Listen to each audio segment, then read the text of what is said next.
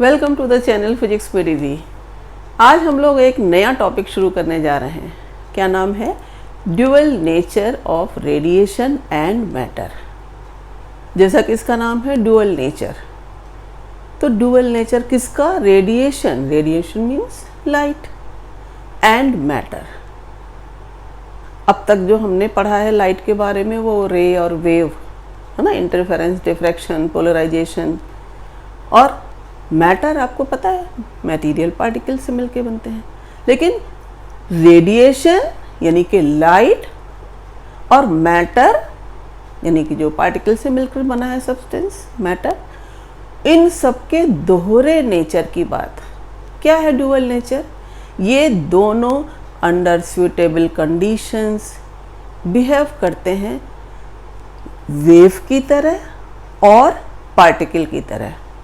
जी हाँ, लाइट को अब तक जो हमने वेव की तरह पढ़ा है, आज हम पढ़ेंगे वो पार्टिकल की तरह भी कब कब बिहेव करती है। और ऐसे ही मैटर, हर मैटर में आपको पता है इलेक्ट्रॉन्स तो बेसिक कंस्टिट्यूएंट ऑफ मैटर है, तो इलेक्ट्रॉन तो एस्टेब्लिश्ड पार्टिकल है, वो वेव की तरह भी बिहेव करता है। तो इस टॉपिक की आज शुरुआत है, देखते हैं। आज ड्यूअल नेचर ऑफ मैटर आपको बहुत इंटरेस्टिंग वे में बताने जा रही हूँ। उम्मीद करती हूँ वीडियो आपको बहुत पसंद आएगा, तो शुरू से आखिरी तक वीडियो को ज़रूर देखिएगा। और हाँ, चैनल सब्सक्राइब करना कतई मत भूलिएगा। तो dual nature of radiation and matter में जो रेडिएशन है, जो लाइट है, वो अब तक हमने जो पढ़ी है वो क्लासिकल फिजिक्स में पढ़ी है।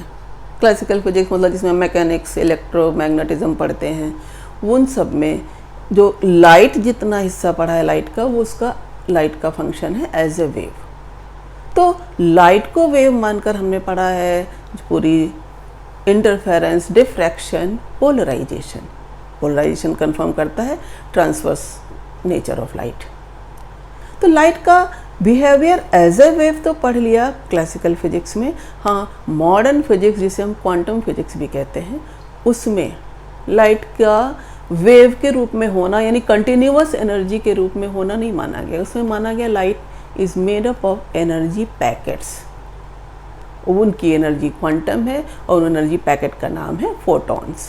तो लाइट फोटॉन्स से मिलकर बनी हुई है। तो अब तक जो हमने पढ़ा था उसमें कैसे लाइट के बारे में कि 1675 में कर्पस्कुलर थ्योरी न्यूटन ने दी थी, तो वो पार्टिकल नेचर ही दिया था, वो फेल्योर हुआ। फिर 1801 Young's double slit experiment, interference, उसके बाद डिफ्रैक्शन, उसके बाद पोलराइजेशन, जिसने ट्रांसवर्स वेव नेचर को कंफर्म किया। लाइट का वेव नेचर ही तो माना गया था। 1905 में फोटो इलेक्ट्रिक इफेक्ट फिर से आया, तो वही बात उठी कि लाइट वेव है कि पार्टिकल है। पहले पार्टिकल था, फिर नहीं वेव है, फिर आया, फिर पार्टिकल है। तो ये एक एमिकेबल अंडरस्टैंडिंग बना ली गई कि नहीं, लाइट दोनों है, वेव भी है और पार्टिकल भी है। मतलब जो लाइट है it can behave as particles as well as waves. It depends on its interaction with the surroundings. कब कैसी सिचुएशन है, उसका इंटरेक्शन कैसे हो रहा है। अगर एक्सचेंज ऑफ एनर्जी जिस तरीके से हो रही है, वो लाइट के वेव मान के एक्सप्लेनेबल है या पार्टिकल मान के। तो हाँ, लाइट ड्यूअल नेचर रखती है। यही बात आती है मैटर के लिए। इलेक्ट्रॉन एस्टेब्लिश्ड पार्टिकल है, आपको पता है। इलेक्ट्रॉन का charge Milton oil drop experiment से निकाला गया 1.6 इंटू 10⁻⁻19 कूलम। फिर क्वांटम फिजिक्स में आपने पढ़ा ना, क्वांटाइजेशन ऑफ चार्ज। किसी भी ऑब्जेक्ट पर चार्ज जो हो सकता है इलेक्ट्रॉन के चार्ज के बराबर या उसके मल्टीपल्स में होता है ना। फिर इलेक्ट्रॉन का पार्टिकल नेचर तो है, सेट है, एस्टेब्लिश्ड है, लेकिन उसका वेव नेचर भी, यानी इलेक्ट्रॉन के संग वेव भी इन्वॉल्व है। कैथोड रेज, जे थॉमसन को नोबेल प्राइज मिला था कैथोड रेज में। क्या उन्होंने कंक्लूजन निकाला था? Cathode rays are made up of fast moving electrons. ये क्या हुआ? इलेक्ट्रॉन कैथोड रेज में कहे जा रहे हैं cathode rays are consist of electrons. तो इलेक्ट्रॉन का wave nature, electron waves diffract होती है। De Broglie hypothesis, matter wave, wave particle duality जब आगे पढ़ेंगे तो उसमें आएगा कि उनकी हाइपोथेसिस में चलता हुआ हर पार्टिकल उसके संग वेव एसोसिएटेड है। तो कुल मिला के मैटेरियल पार्टिकल मैटर के साथ वेव एसोसिएटेड है, और अगर कोई वेव है उसका पार्टिकल नेचर भी संभव है। हम सभी जानते हैं कि जो मेटल्स होते हैं उनकी कंडक्टिविटी बहुत ज़्यादा होती है। क्यों? क्योंकि उनमें large number of free electrons होते हैं। अब ये फ्री इलेक्ट्रॉन्स कहने को फ्री हैं कि वो मेटल सरफेस में तो चल फिर सकते हैं, लेकिन वो इतने फ्री नहीं हैं कि वो रूम टेम्परेचर पर ही मेटल की सरफेस को छोड़कर बाहर आ जाएं। क्या होता है, जब भी कोई फ्री इलेक्ट्रॉन मेटल की सरफेस को छोड़कर बाहर आने लगता है तो इलेक्ट्रॉन अगर बाहर जाएगा तो नीचे पॉजिटिव चार्ज आयंस का, प्रोटॉन्स का जो होगा उससे पुल लगता है, तो वो बाहर नहीं आ पाता। क्या होगा अगर इलेक्ट्रॉन को बाहर निकालना है? इलेक्ट्रॉन रूम टेम्परेचर पर विद इन मेटल सरफेस घूमा करते हैं, तो उनकी इस फ्री स्टेट से बाहर निकलने के लिए भी एनर्जी चाहिए, और वही minimum amount of energy required to pull the electron, this free electron from the metal surface. वो डिपेंड करता है कि कौन सा मेटल है, उसका क्या नेचर है, उसमें कहीं इम्प्योरिटीज़ तो नहीं है, उसकी क्या प्रॉपर्टीज़ है, इन सब बातों पर। और यही minimum amount of energy required to eject the electron from the metal surface कहलाती है वर्क फंक्शन। तो किसी भी मेटल सरफेस से इलेक्ट्रॉन को बाहर निकालने के लिए जो एनर्जी है उसको हम कितने तरीके से दे सकते हैं ताकि इलेक्ट्रॉन एमिट हो। जैसे कि मैंने यहाँ पर हेडिंग डाली है इलेक्ट्रॉन एमिशन। तो इलेक्ट्रॉन एमिशन क्या है? From the surface of metal the ejection of electron is called electron emission. अब कितने तरीके हैं इलेक्ट्रॉन एमिशन के, आइए वो देखते हैं। तो सबसे पहला तरीका ये है कि अगर हम उस फ्री सरफेस को गर्म करें तो फर्स्ट तरीका वो कहलाता है जिससे इलेक्ट्रॉन बाहर निकाले जा सके मेटल की सरफेस से, वो कहलाता है थर्मोआयनिक एमिशन। इस थर्मोआयनिक एमिशन में क्या होता है कि उस सरफेस को हम गर्म कर देते हैं, और गर्म करने पर इलेक्ट्रॉन्स को एनर्जी मिलेगी, और एक डिपेंड करता है वो कैसा मेटल है, कितना गर्म किया जाए, कि वो उससे जो हम टेम्परेचर हाई करते हैं तो इलेक्ट्रॉन्स बाहर आते हैं। और ये पाया गया कि नंबर ऑफ इलेक्ट्रॉन्स जो एमिट हैं, जो इजेक्टेड होते हैं सरफेस से, वो नंबर ऑफ इलेक्ट्रॉन्स इजेक्टेड वो directly proportional to the temperature. ऐसा एमिशन थर्मोआयनिक एमिशन कहलाता है। सेकेंड केस है कि हम कैसे एनर्जी दें सरफेस को इलेक्ट्रॉन बाहर निकले, तो वो है फील्ड एमिशन। कौन सा फील्ड है? Electric field.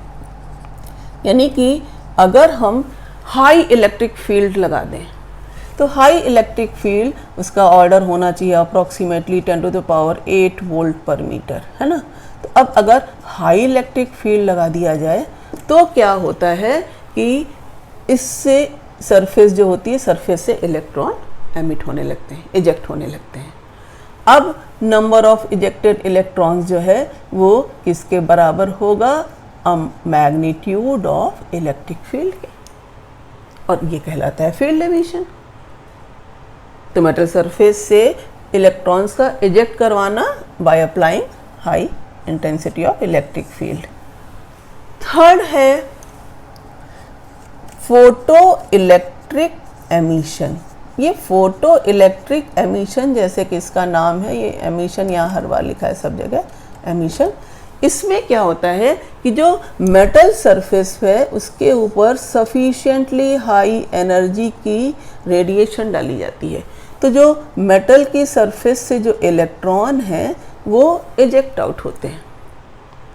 इसका कहा जाता है photo means light, electric means जो इलेक्ट्रॉन का इजेक्शन होना जिससे करंट मिले।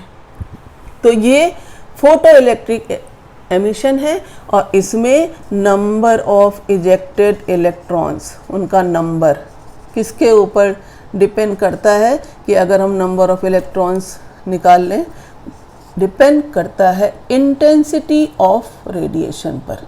कितनी इंटेंसिटी का रेडिएशन, इंटेंसिटी मतलब amount of radiation per unit area पर सेकेंड। ज़्यादा इंटेंसिटी डालेंगे ज़्यादा इलेक्ट्रॉन्स इजेक्ट होंगे, कम इंटेंसिटी की लाइट डालेंगे कम इलेक्ट्रॉन्स। तो ये 3 तरीके हैं इलेक्ट्रॉन के एमिट कराने के। तो अब फोटो इलेक्ट्रिक इफेक्ट अगर आपको जानना है तो उससे पहले थोड़े ऑब्जर्वेशंस की जानकारी आपको होनी चाहिए, जो हॉलवेस्ट और लेनार्ड ऑब्जर्वेशन थे। इन दोनों साइंटिस्ट के ऑब्जर्वेशन क्या थे, उसमें से हॉलवेस्ट ने 1988 में निगेटिवली चार्ज जिंक प्लेट ली, उसके ऊपर अल्ट्रावायलेट रेडिएशंस डाले। जिंक प्लेट निगेटिवली चार्ज है और जब अल्ट्रावायलेट रेडिएशंस उसके ऊपर डाले गए उसका निगेटिव चार्ज कम हो गया। अल्ट्रावायलेट रेडिएशंस ने क्या किया, उससे इलेक्ट्रॉन्स को इजेक्ट कराया, जैसा हमने इलेक्ट्रॉन एमिशन में देखा। तो फोटो इलेक्ट्रिक इफेक्ट में जब लाइट रेडिएशंस सूटेबल फ्रीक्वेंसी के मेटल सरफेस पे पड़ते हैं तो उससे इलेक्ट्रॉन इजेक्ट आउट हो जाते हैं, और ये हुआ। हॉलवेस्ट ने देखा कि निगेटिव चार्ज का कम होना, या गोल्ड लीफ इलेक्ट्रोस्कोप से कनेक्ट करके लीफ की डाइवर्जेंस कम हो गई, यानी कि इलेक्ट्रॉन इजेक्ट हुए। लेनर्ड ने तो एक्सपेरिमेंटल सेटअप, जिसे photo electric experimental setup effect, photo electric effect के स्टडी के लिए जो एक्सपेरिमेंटल सेटअप है उसे इससे स्टडी करते हैं। ये देखा गया कि जो एक इवैक्यूएटेड चैम्बर है ग्लास का, उसमें क्वार्ट्ज विंडो लगी है, क्वार्ट्ज से अल्ट्रावायलेट रेज पास होती हैं। P1 और P2 दो प्लेट्स हैं। P1 एक फोटो सेंसिटिव प्लेट है जिसके ऊपर सूटेबल फ्रीक्वेंसी की लाइट डालने से इलेक्ट्रॉन इजेक्ट होते हैं, और P2 कलेक्टर प्लेट भी कहलाती है, ये इलेक्ट्रॉन्स को कलेक्ट करती है। इनका ऐसे कनेक्शन किया गया है कम्यूटेटर के थ्रू, एमीटर वोल्ट मीटर लगा के, ये पोटेंशियल डिवाइडर और ये बैटरी। तो अब इस एक्सपेरिमेंट में देखा गया, जब लाइट एक सूटेबल फ्रीक्वेंसी की डाली गई इस कैथोड पर, तो इसके बीच में बैटरी से इलेक्ट्रिक फील्ड स्टेब्लिश्ड है, तो ये इलेक्ट्रॉन इजेक्ट हुए, और इलेक्ट्रॉन इजेक्ट होके इस एमीटर एनोड तक, या इसे आप बोल सकते हैं कलेक्टर प्लेट, वहाँ तक पहुँचे और आपको सर्किट में करंट मिली। तो केवल यहाँ से आपने लाइट डाली और यहाँ से इलेक्ट्रॉन इजेक्ट हुए और आपको बाहर सर्किट में करंट मिलती है, जिसे फोटो करंट कहते हैं।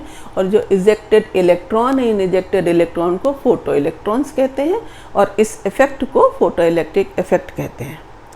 तो ये देखा गया कि अगर हम लाइट की इंटेंसिटी और बढ़ा दें तो फोटो करंट की भी इंटेंसिटी ज़्यादा मिलती है। तो कुछ कंक्लूज़न लेनार्ड के थे, वो ये देखा गया कि अगर किसी फोटो सेंसिटिव मटेरियल पर कोई सूटेबल फ्रीक्वेंसी की सफिशिएंट एनर्जी वाली लाइट रेडिएशन इंसिडेंट होती है तो उससे इलेक्ट्रॉन इजेक्ट होते हैं और फोटो करंट मिलती है।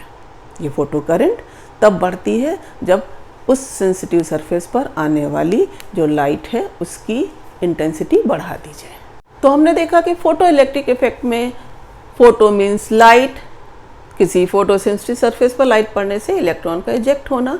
कैसी सरफेस हो और कैसी लाइट हो, इसके लिए इस एक्सपेरिमेंटल सेटअप में आप देखिए कि अगर एल्कली कैथोड है, कैथोड मतलब ये P1 प्लेट जिससे कैथोड लिखा, जिससे इलेक्ट्रॉन इजेक्ट होते हैं, तो एल्कली मेटल्स हैं जैसे सोडियम, लिथियम, पोटेशियम, तो जो ग्लास विंडो है उससे विजिबल लाइट भी अगर पड़े तो उनसे इलेक्ट्रॉन एमिट हो जाते हैं।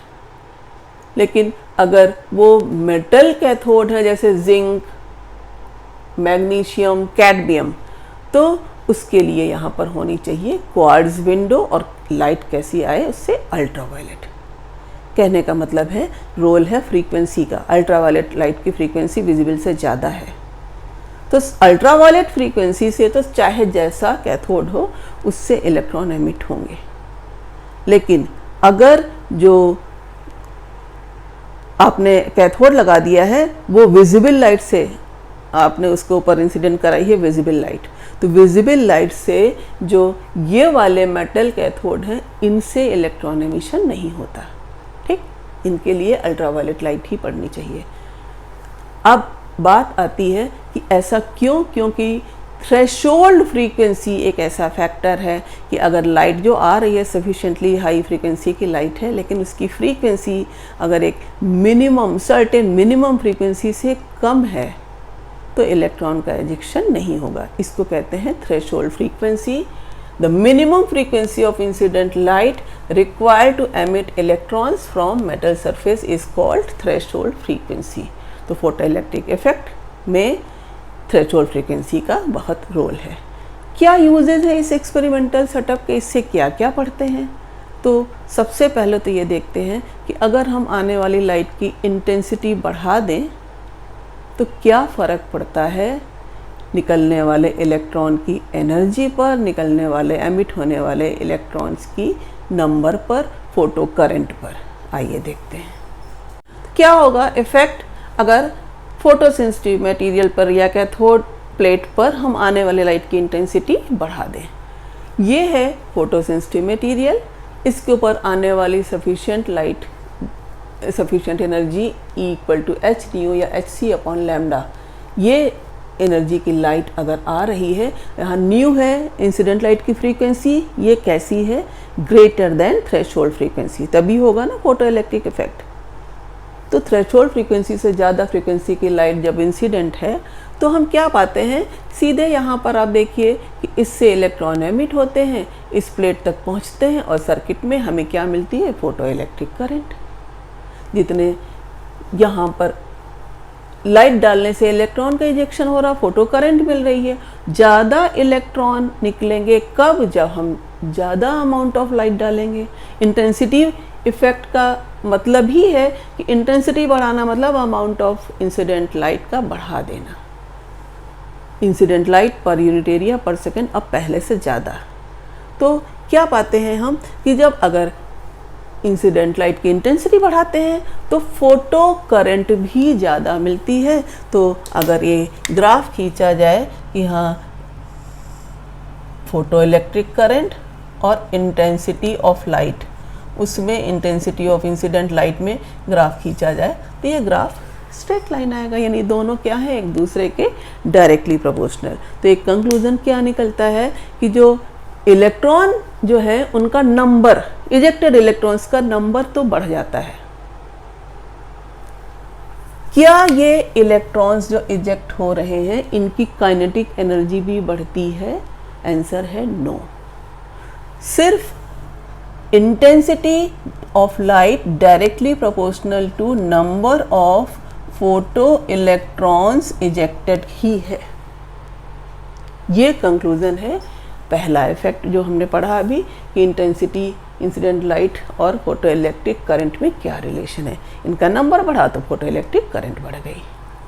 आइए अब देखते हैं कि जो ये कलेक्टर प्लेट है जिसे एनोड कहते हैं, जो इलेक्ट्रॉन इजेक्ट होते हैं ये कलेक्ट करती है, इस पर अप्लाइड पोटेंशियल बढ़ा दें तो फोटो इलेक्ट्रिक इफेक्ट का क्या असर पड़ता है, इसके पोटेंशियल से कैसे अफेक्टेड है फोटो इलेक्ट्रिक करंट।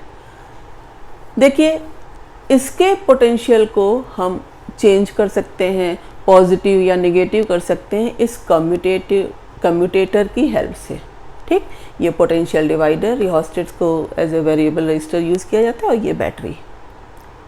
सबसे पहले हम इसके ऊपर जो सफिशिएंट एनर्जी वाली लाइट डाल रहे हैं उसकी पर्टिकुलर इंटेंसिटी से जो फोटो करंट मिल रही है, मान लिया वो फोटो करंट सारे इलेक्ट्रॉन जो हैं यहाँ P2 पर तक लाने हैं हमें। तो जब यहाँ से इलेक्ट्रॉन इजेक्ट हो रहे हैं तो हम इस P2 का अगर हम पोटेंशियल बढ़ाते हैं, पॉजिटिव पोटेंशियल, कैसे पॉजिटिव पोटेंशियल बढ़ाएंगे कि हम इस 1-1 प्लेट की जो प्लग हैं उनको इंसर्ट कर देंगे। जब 1-1 प्लेट प्लग इंसर्ट कर देंगे तो जो ये पॉजिटिव पोटेंशियल है ये 1-1 के थ्रू, ये देखिए इसका पॉजिटिव पोटेंशियल, इसको चेंज करेंगे तो पॉजिटिव पोटेंशियल बढ़ता जाएगा। तो क्या होगा, जैसे जैसे इसका पॉजिटिव पोटेंशियल बढ़ाएंगे तो इलेक्ट्रॉन्स इसके ऊपर और नंबर में अट्रैक्ट होते जाएंगे। जब हम पॉजिटिव पोटेंशियल बढ़ाते हैं और बढ़ाते जा रहे हैं तो इलेक्ट्रॉन्स जो भी इजेक्टेड है वो इसके ऊपर आ गए, तो एक ऐसी लिमिट तो आएगी कि जब सारे इलेक्ट्रॉन्स जो इजेक्टेड है, all the electrons reach to the anode. अब आप और बढ़ा रहे हो तो इसके बढ़ाने से यहाँ इलेक्ट्रॉन प्रोड्यूस तो नहीं होने लगेंगे। यहाँ पर इलेक्ट्रॉन प्रोड्यूस कैसे हुए, इजेक्ट कैसे हुए हैं, वो तो आने वाली लाइट से। आने वाली लाइट की इंटेंसिटी सेम थी, उससे जितने इलेक्ट्रॉन इजेक्ट हुए थे वो आपने इसके पॉजिटिव पोटेंशियल को बढ़ाते हुए सब अट्रैक्ट कर लिए। तो जब सारे इलेक्ट्रॉन बढ़ गए तो on increasing the positive potential there is no increase in photo electric current. Current तब बढ़ती जब इलेक्ट्रॉन बढ़ते। तो मतलब क्या हुआ कि वो करंट जिसमें फोटो करंट की वो वैल्यू जो नहीं बढ़ती है, वो मैक्सिमम होके रुक जाती है उसी कांस्टेंट मैक्सिमम वैल्यू पर, चाहे जितना पॉजिटिव पोटेंशियल ऑफ एनोड बढ़ाया जाए, वो कहलाती है सैचुरेशन करंट।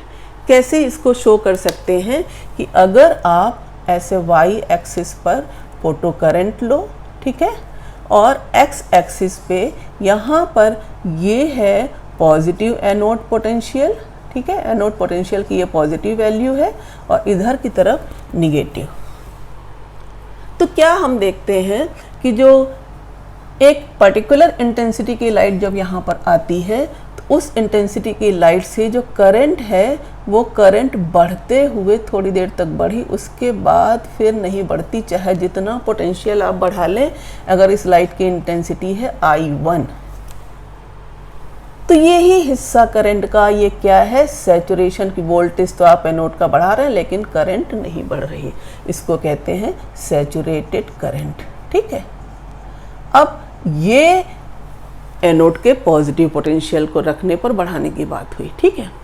एनोड का यहाँ 0 है, 0 से जैसे पॉजिटिव पोटेंशियल बढ़ाया तो थोड़ी तो करंट बढ़ी, जब तक सारे इलेक्ट्रॉन्स इस तक नहीं पहुंच गए देखिए तब तक करंट बढ़ रही, उसके बाद करंट नहीं बढ़ रही।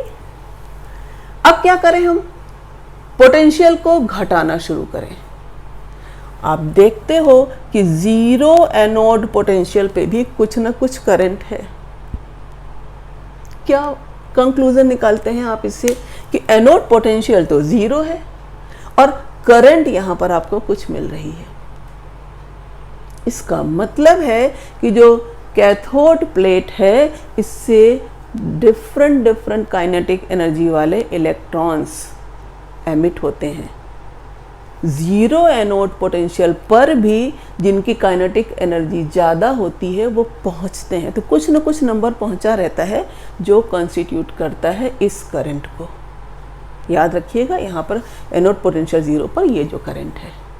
अच्छा, अब हमने और घटाया, तो जब हम पोटेंशियल घटाएंगे तब ये शार्प डिक्रीज होती है, और ये डिक्रीज जो होती है वो कैसे होती है, ये इस तरीके से करंट जो है फोटो इलेक्ट्रिक करंट एक पर्टिकुलर निगेटिव पोटेंशियल पर आके 0 हो जाती है, और इसको कहते हैं कट ऑफ पोटेंशियल। नाम में ही डेफिनेशन छिपी है, स्टॉपिंग पोटेंशियल। मतलब क्या स्टॉप हो गई, इतने नेगेटिव एनोड पोटेंशियल पर फोटो इलेक्ट्रिक करंट 0 हो गई। तो फिर से देखिए effect of applied anode potential, उसमें जब आपने एनोड पोटेंशियल कुछ बढ़ाया तो जितने इलेक्ट्रॉन्स थे वो ज़्यादा संख्या में अट्रैक्ट होने लगे, पॉजिटिव से इलेक्ट्रॉन अट्रैक्ट होते हैं। फिर एक सिचुएशन ऐसी आती, सारे इलेक्ट्रॉन्स पहुंच गए तो पोटेंशियल बढ़ाने पर, पॉजिटिव पोटेंशियल बढ़ाने पर करंट नहीं बढ़ रही है, वो सैचुरेशन करंट। घटाने लगते हैं तो 0 एनोड पोटेंशियल पर भी कुछ ना कुछ करंट मिलती है। 0 एनोड पोटेंशियल की मतलब करंट हो गई, यहाँ पर कुछ ना कुछ इलेक्ट्रॉन्स पहुँचे रहते हैं P2 पर अपनी हाईली एनर्जेटिक होने की वजह से, ज़्यादा काइनेटिक एनर्जी होने की वजह से। खास बात अब भी देखिए, यही सारे कंक्लूजन्स जो निकाले जाएंगे कि अब निगेटिव एनोड करें, यानी इसको हम निगेटिव कर दें तो जिसके ऊपर इलेक्ट्रॉन आ रहे थे ज़्यादा एनर्जी वाले वो भी नहीं पहुंचेंगे, क्योंकि निगेटिव इलेक्ट्रॉन का चार्ज नेगेटिव रिपेल, और नेगेटिव कर दिया तो जितने एक थोड़े बहुत पहुंच रहे थे वो भी नहीं पहुंचेंगे। कितने नेगेटिव पर एक भी इलेक्ट्रॉन नहीं पहुंचेगा, वो है ये स्टॉपिंग पोटेंशियल। तो how will you define this stopping potential? इस स्टॉपिंग पोटेंशियल में वो negative value of anode potential जिस पर फोटो इलेक्ट्रिक करंट कितनी हो जाए 0, क्या कहलाती है? Stopping potential. और हाँ, डायरेक्ट डेफिनेशन नहीं पूछी जाती। कहा जाता है explain stopping potential is the measure of maximum kinetic energy of electron, जो फोटो इलेक्ट्रॉन है। यस, अगर करंट जीरो नहीं है इसका मतलब कोई ना कोई इलेक्ट्रॉन पहुंच रहा। कैसा इलेक्ट्रॉन पहुंच रहा जब यहाँ नेगेटिव है? इसकी काइनेटिक एनर्जी बहुत ज़्यादा है कि इसके नेगेटिव रिपल्शन के अगेंस्ट वर्क करके वहाँ तक वो पहुँच जा रहा है। तो काइनेटिक एनर्जी जिसमें मैक्सिमम होगी, जब वो वाला इलेक्ट्रॉन भी यहाँ तक नहीं पहुँचा तभी तो करंट स्टॉप हुई। इसी को तो कट ऑफ पोटेंशियल भी कहते हैं, करंट कट ऑफ हो गई। तो इसीलिए ये stopping potential maximum kinetic energy of electron को मेज़र करता है। और इसी काइनेटिक एनर्जी की अगर एक यूनिट EV है तो इस काइनेटिक एनर्जी को हम लोग कहते हैं EV0। EV0 is the measure of maximum kinetic energy of photo electron. तो हाफ mv मैक्सिमम, न्यूमेरिकल से पूछा जाता है कि मैक्सिमम स्पीड ऑफ इलेक्ट्रॉन बताओ, तो आप क्या लिख सकते हो यहाँ पर? ये इक्वल टू EV0। अब एक चीज देख सकते हैं कि लाइट आने वाली जो है उसकी इंटेंसिटी बढ़ा दी जाए तो क्या होगा? सैचुरेशन करंट भी बढ़ जाएगी। इंटेंसिटी पढ़ चुके हैं, इंटेंसिटी बढ़ाने पर number of photo electrons emitted भी ज़्यादा होते हैं, जो करंट भी बढ़ती है। तो अगर इंटेंसिटी भी बढ़ती है तो सैचुरेशन करंट भी बढ़ेगी। और हाँ, ये देखने में आता है कि क्या नहीं बदलता, वो है स्टॉपिंग पोटेंशियल। ज़्यादा इंटेंसिटी की लाइट अगर I2 ग्रेटर देन I1 डाला गया है तो आपने देखा कि स्टॉपिंग पोटेंशियल पे कोई फर्क नहीं पड़ा। मतलब kinetic energy of ejected electrons वो क्या रही, उसके ऊपर कोई फर्क नहीं पड़ा। It does not depend on intensity of light. क्या इंटेंसिटी ऑफ लाइट पर डिपेंड करता है? इंटेंसिटी ऑफ लाइट पर डिपेंड करता है नंबर ऑफ इजेक्टेड इलेक्ट्रॉन्स। ठीक, काइनेटिक एनर्जी नहीं बदलती तो फोटो स्टॉपिंग पोटेंशियल, इसी का दूसरा नाम जो है कट ऑफ पोटेंशियल, वो भी नहीं चेंज होता है। यानी कि कट ऑफ पोटेंशियल सिर्फ किस पे बदलता है? ये हमने इंटेंसिटी चेंज करी है, फ्रीक्वेंसी वही रखी है। यानी कि कट ऑफ पोटेंशियल और stopping potential depends on frequency, independent of, किस पर नहीं बदलता, किससे नहीं डिपेंड करता? Independent of intensity. ये सारे कंक्लूजन्स आपको याद रखने हैं। इस इफेक्ट में आपने क्या कंक्लूजन निकाले? Intensity is increased, photoelectric current is increased, kinetic energy of the ejected electrons doesn't, kinetic energy नहीं चेंज हुई। और जो कट ऑफ पोटेंशियल है, स्टॉपिंग पोटेंशियल है, उसकी वैल्यू भी नहीं चेंज होती है। अब इसी एक्सपेरिमेंटल सेटअप से एक दूसरा इफेक्ट जिसकी स्टडी करेंगे कि फोटो इलेक्ट्रिक करंट पर क्या असर होगा अगर इंसिडेंट लाइट की फ्रीक्वेंसी को चेंज करें। आने वाली लाइट की जो फ्रीक्वेंसी है, फोटो इलेक्ट्रिक इफेक्ट तो तभी होगा जब वो थ्रेशोल्ड फ्रीक्वेंसी से ज़्यादा हो। हाँ, थ्रेशोल्ड फ्रीक्वेंसी से ज़्यादा फ्रीक्वेंसी की लाइट है, लेकिन अगर अब हम उस लाइट की फ्रीक्वेंसी को, उसके नेचर को चेंज करते हैं तो फोटो इलेक्ट्रिक इफेक्ट पे क्या असर होगा, करंट पे क्या असर होगा, फोटो करंट पे। तो देखिए, अगर हमने ये देखा था कि जो फोटो करंट थी वो एक गिवन फ्रीक्वेंसी की और गिवन इंटेंसिटी की लाइट के लिए उसका ग्राफ ये मिलता था कि ये सैचुरेशन करंट, और उसके बाद हम प्लेट ए के पोटेंशियल को, जब इसकी एनोड के पोटेंशियल को जब नेगेटिव करते थे, तो नेगेटिव करने का मतलब है कि हम इस प्लेट कम्यूटेटर में अब 2-2 वाले प्लग इंसर्ट कर दें, 1 वाले निकाल दें। तो जब 2-2 वाले प्लग इंसर्ट करेंगे तो ये इस 2 से होता हुआ, ये देखिए नेगेटिव से, 1 वाला तो बाहर है तो ये वाला ये नेगेटिव से। क्या होता है कि अगर हमने यहाँ पर इंटेंसिटी सेम रखी है तो जो करंट है वो कब घटेगी? जब हम इसको नेगेटिव पोटेंशियल इसका बढ़ाएंगे। और मान लिया इस पोटेंशियल पर V0 1, जब फ्रीक्वेंसी यहाँ पर ν1 है, उस लाइट की फ्रीक्वेंसी के लिए करंट 0 हो जाती है जब हम इस एनोड के पोटेंशियल को इतना निगेटिव कर दें कि वो कोई भी इलेक्ट्रॉन इस तक नहीं पहुँचे, तो करंट 0 हो गई। ये स्टॉपिंग पोटेंशियल। अब हम उसी इंटेंसिटी की लाइट मगर दूसरी फ्रीक्वेंसी वाली लाइट को कर दें, same intensity but different frequency. देखिए टर्म्स याद रखिएगा, सेम इंटेंसिटी की लाइट है, फ्रीक्वेंसी बदल गई। तो अब क्या देखा जाता है कि अगर ऐसा होता है तो ये देखने में आता है कि वो जो ग्राफ है, उस ग्राफ में अब आप पाते हो इस तरीके से ये स्टॉपिंग पोटेंशियल की वैल्यू, कि पहले से अगर आपने फ्रीक्वेंसी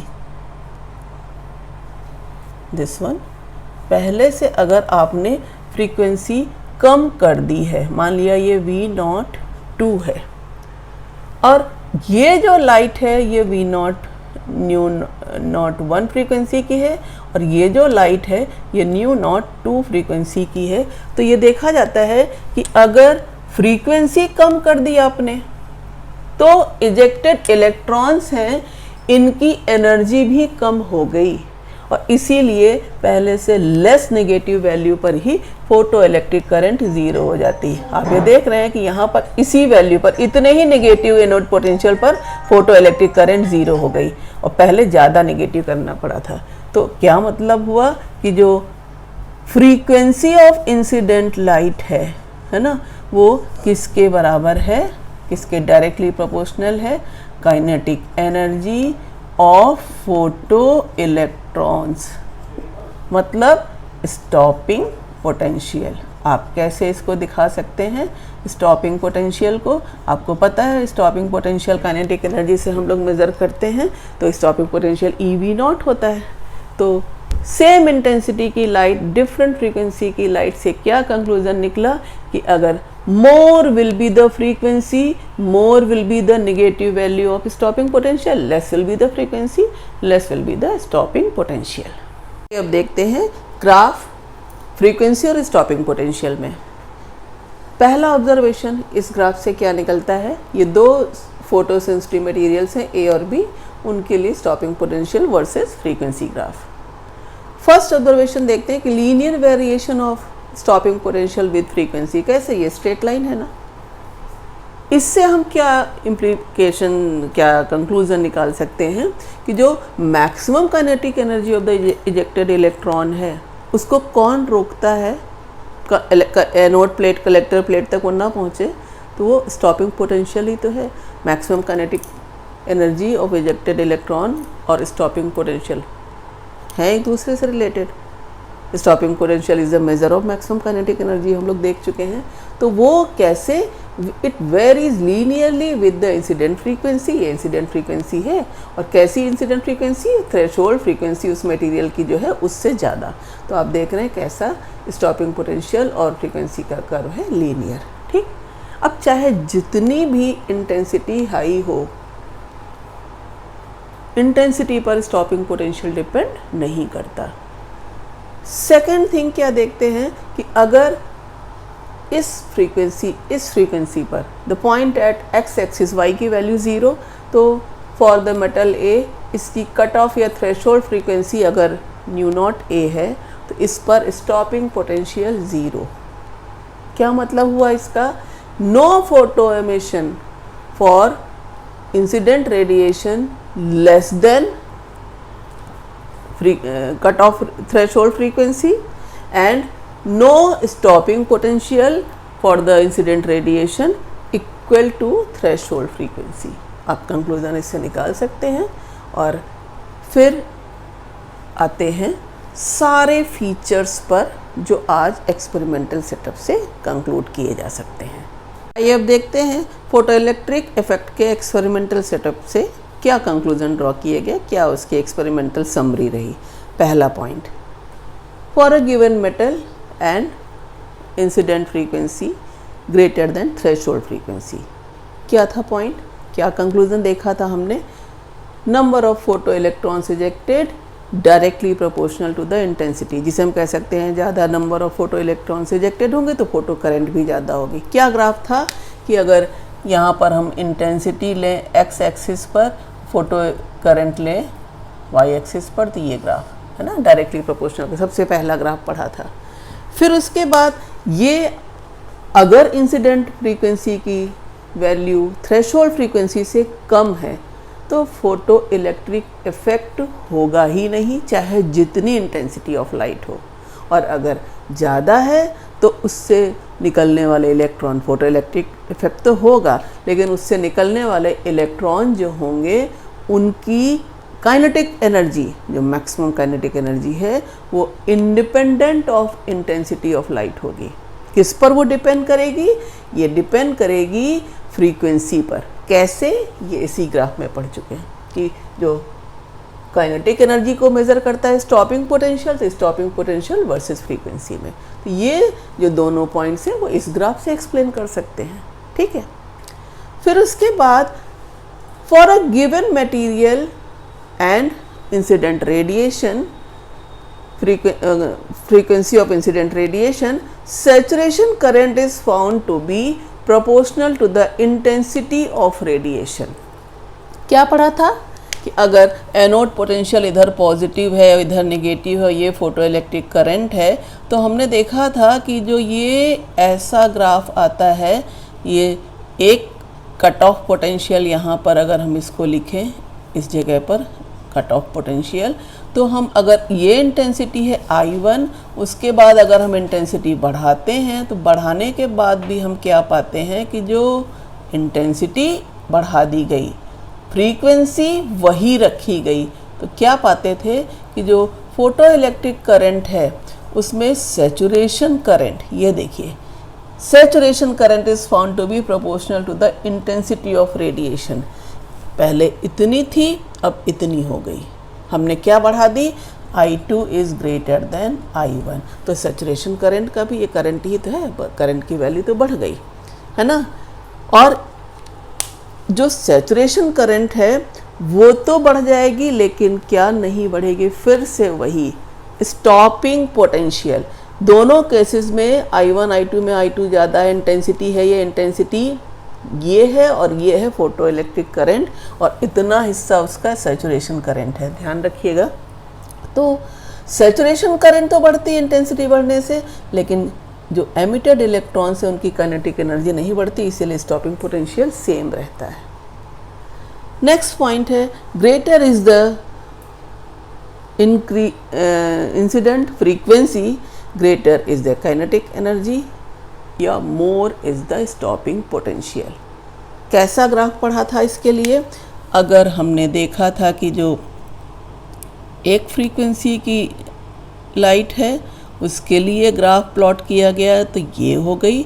उसके लिए कट ऑफ पोटेंशियल मान लिया V01 है, सेम इंटेंसिटी की लेकिन अलग फ्रीक्वेंसी की लाइट है, तो उसके लिए कट ऑफ पोटेंशियल ये हो जाता है V02। तो अगर ये लाइट नंबर 1 है, ये लाइट नंबर 2 है, तो यहाँ पर वही करंट, फोटो इलेक्ट्रिक करंट और positive anode potential, negative anode potential है ये। तो आप क्या पाते हैं कि फॉर 1 लाइट इसकी frequency for 1 is less than frequency for 2, और इसीलिए इसका स्टॉपिंग पोटेंशियल भी कम है, इसका स्टॉपिंग पोटेंशियल ज़्यादा। मोर is the frequency, more is the kinetic energy of the emitted electrons and more is the requirement of stopping potential। जितनी ज़्यादा kinetic energy से इलेक्ट्रॉन एमिट होगा तो उसको रोकने के लिए stopping potential भी तो ज़्यादा नेगेटिव होगा, यानी कि फ्रीक्वेंसी और stopping potential। तो ये greater is the incident frequency, more is the kinetic energy of the emitted electron, और बहुत ज़्यादा उसी तरीके से ज़्यादा होगा stopping potential, क्योंकि stopping potential is a measure of kinetic energy। Last में फोटो इलेक्ट्रिक इफेक्ट, इसमें कोई भी एपरेंट टाइम लैग नहीं होता, approximately 10 to the power -9 second या उससे भी कम। जैसे ही रेडिएशन आता है तुरंत इलेक्ट्रॉन इजेक्ट होता है, चाहे radiation even when incident radiation is very dim, तो कोई भी टाइम लैग नहीं होता। तो ये सारे कंक्लूजन्स आज हमने देखे जो एक्सपेरिमेंटल सेटअप था फोटो इलेक्ट्रिक इफेक्ट का। और इन कंक्लूजन से ये अगले वीडियो में आपको बताऊंगी कि ये सारे कंक्लूजन्स जो हैं वो वेव थ्योरी के लिए क्यों नहीं एप्लीकेबल है। Photo electric effect is applicable for particle nature of light. कैसे, अगले वीडियो में देखेंगे। क्यों वेव थ्योरी इन्हें एक्सप्लेन नहीं कर पाती, इनके बेसिक फीचर्स जो हैं वो वेव थ्योरी से फेल क्यों हो जाते हैं, अगले वीडियो में देखेंगे। आज हम लोगों ने नया topic dual nature of matter and radiation देखा और इसमें फोटो इलेक्ट्रिक इफेक्ट के बारे में बहुत इंटरेस्टिंग जानकारियाँ प्राप्त की। उम्मीद करती हूँ आपको वीडियो बहुत पसंद आया होगा। Thank you.